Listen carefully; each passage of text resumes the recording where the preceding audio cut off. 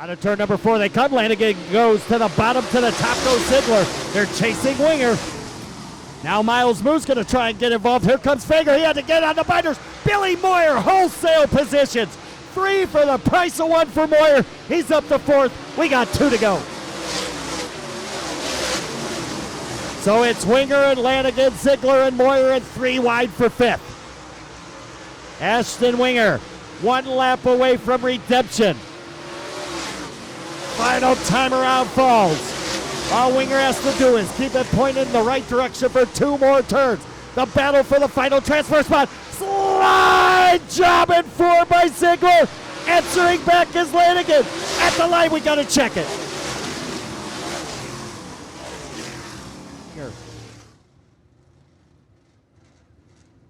Taking a look on the DIRTVision.com replay, and it was a nose piece at best for Lanigan. But how about it, Dustin Jarrett? Evan Weaver holding up. Oh, and Thornton's in the wall. Ricky Thornton's in the wall. He's got trouble. Turbo gets a big piece of him. Goes on his side. Turbo sits. Driver's side to the racetrack. Ricky, first and foremost, are you okay? Yeah, we're good. Hopefully Tyler is okay here. What happened out there? It looked like maybe something broke or you grabbed the wall. I just got in the wall and killed the right front. Kind of hit it for these guys. Kind of worked hard here all weekend.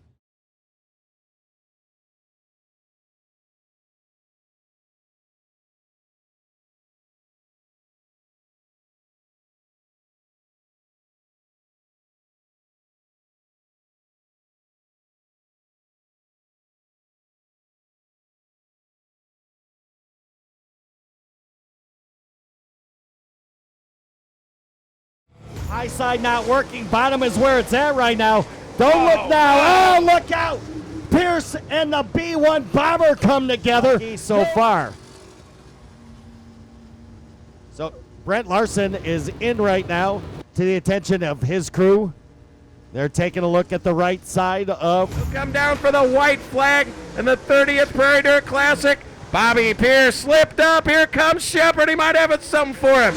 Down the front straightaway. Bring us home, Rick. Here we go. It's the final lap as Shepard has done it. He has spanked the horse and he's going after Pierce. We're going to have a showdown. Slide job in turn number 4 by Shepard. Pierce in the wall. Shepard cuts him off. Checkered flag. Shepard wins. Shepard wins. Shepard wins. Mike Marler second. Bobby Pierce third.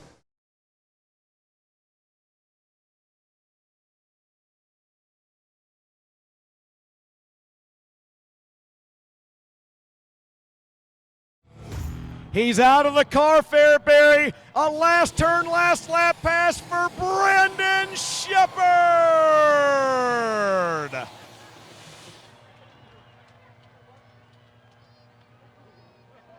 Look at the kids up on the car with him as well. And congratulations, you're a Prairie Dirt Classic winner for the 2nd time. First things first, talk about the last turn and the last lap of that race. I don't even know what to say about it, honestly. He was chopping the corner off on entry, and that's what I was doing behind him there. That's where I felt the most comfortable. They were past halfway when me and Marler were racing. I started running the top all the way up against it, getting into one a little bit, and I felt okay, but I felt like I was going to crash every time I did it. So I stopped, and then I seen a few laps to go there on the board, and I thought, you know what? We got a little bit of a cushion on the points, and I'm going to go for it. And, you know, hats off to Bobby. He did a really good job. He got by me there in lap traffic, and he's definitely top-notch, especially when it comes to running the cushion like that. And, you know, he said he didn't have no power steering, so if he didn't have power steering for that race, he's a bad man. So congratulations to him and all the other guys. And, you know, I got to thank all the great sponsors on this thing: Valvoline, Seabrook Calf Ranches, Ace Metalworks, Gunner's Honey, Durham Racing Engines, Motor ran flawless all night again tonight. Kaiser Manufacturing, Integra Shocks and Springs. My awesome crew: Mark, Dan, Austin, Joel, all them guys. Steve Baker, Sherry Baker, everybody at Rocket Chassis. My dad, Missy, my girlfriend Michaela, my daughter Addison, my son Jace, my boy Sap. You know, all the great fans are coming out. I'm sure it's going to be a heck of a party tonight. I might have a few with you guys tonight. I don't know. I got a long drive, but you know, just thank everybody that's involved with this deal, man. It's been a dream this year, and to put on a good show here at Falls like that, that's what it's all about. That's why the fans come here, because it's an amazing race. And I think we were 3 wide for a second there with about 3 to go, and I didn't know. I thought I was going to run fourth there for a second, and then I just started driving harder and harder and harder, and I was giving it all it had there at the end. And luckily, I figured Bobby was going to turn down underneath me. I didn't think it was going to stick. I figured he'd see me coming and turn down, but it probably was hard to do that without power steering. But awesome. Woo! Brandon, I saw Bobby come down here to you in victory lane. What did he say? He just told me good job, and he said it was clean. So that's, I strive to I push myself to race clean with everybody, because I don't want to be race dirty either. I don't like to have to do extra work in my race car for no reason, and I know my guys don't either. So I know there's a lot of guys doing some pretty heavy damage work on the cars back there, and like I said, I like to be able to race these guys clean. Mikey and Shane and Ricky and Bobby like that. As long as we can race clean like that and put on a good show for the fans, that's what it's all about. Last thing, what do you want to say to these great fans here at Fairbury Speedway? Oh man, you guys are awesome. I think everybody was on their feet for that one. I'm pretty sure. If you weren't, I don't know what's wrong with you, but it was a blast out there. Thanks for everybody for coming out, and come down to the trailer and buy some t-shirts, I guess. Fairbury Speedway, he's a 2-time PDC champ. Let him hear you again. It's Brandon Shepard. About that Real trophy. good run for you. You do just what you always do. You just kind of, I don't want to say slow and steady wins the race, maybe smooth and steady wins the race. That's a tough thing to do at this track. Yeah, I've had good finishes here, but I just don't really know how to get my car as good as these guys for the track. And, I'm out here driving straight as an arrow, and these guys are sideways in front of me, entering the corner and sticking as good as I am. So I'm thinking, man, if I could just do that a wee bit, I could probably pass them all. But heck, it was a good weekend for us. It's a tough field up here. I mean, you can't make any mistakes, and you got to do everything right all weekend here to come out here with a good finish. So it was a fun weekend. The track was unbelievable as usual. It's just always fun coming here, and love it every time. All right, nice run, man. Yep, thank you.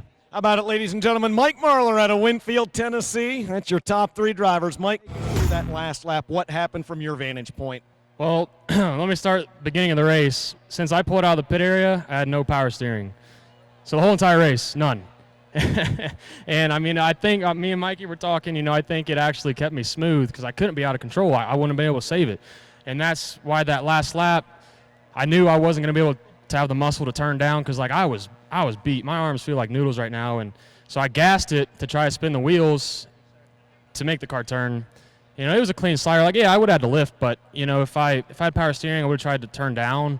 And then I tried, and I couldn't turn the wheel. So then I was like, well, maybe it'll leave me a gap. And I shot in there, and it wasn't there. But he did everything right. The whole race, since I didn't have power steering, I was thinking, these guys got to be saving their tires until the last 10 laps, because where are they?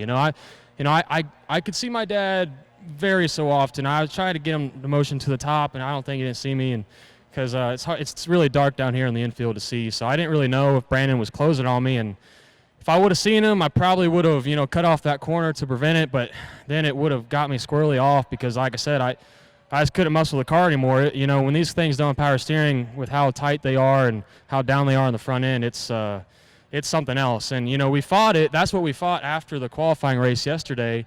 And we asked Fairbury if I could take it on the track, see what we got fixed. And we changed the pump, changed the rack, pulled out for hot laps, still didn't work. And I guess we had to put air in the can. It ended up working. So we're like, oh, it's all fixed. It just needed some air in it. I don't know how that works. And then we pulled out for the feature, and it didn't work. And by that time, they blew the horn 3 times, so it was too late to do anything. And from the start of the race, I was just like, well, I'll make a lap, pull in.